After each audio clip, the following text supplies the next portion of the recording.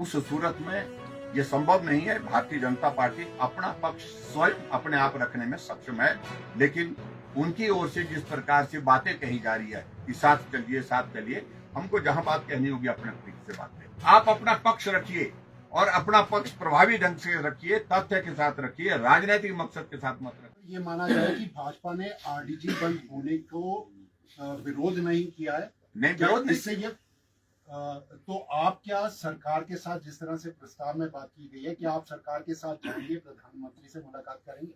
लेकिन वो एटीट्यूड पर रहता है।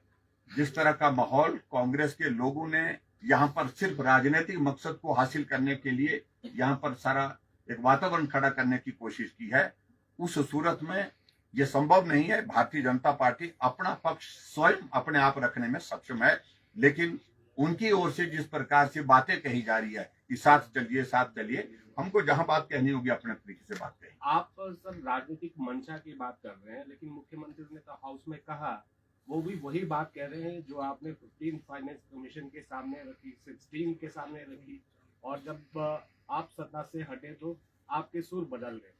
हमने बिल्कुल भी सुर नहीं बदला है। हम कह रहे हैं कि हिमाचल प्रदेश के हित की रक्षा करने के लिए हम तब भी थे, आज भी हैं।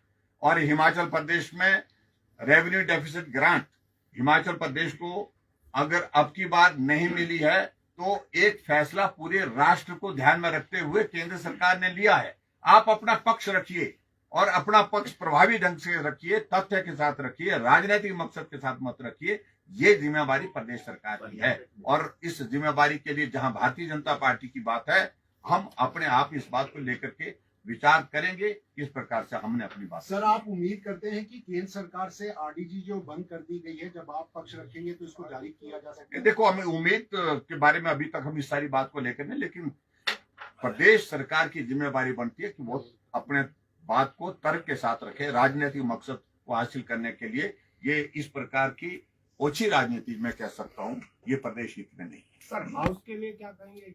लंबा ब्रेक अब 18 मार्च को फिर से सदन लगेगा, लेकिन ये तो कुल मिलाकर के तमाशा है।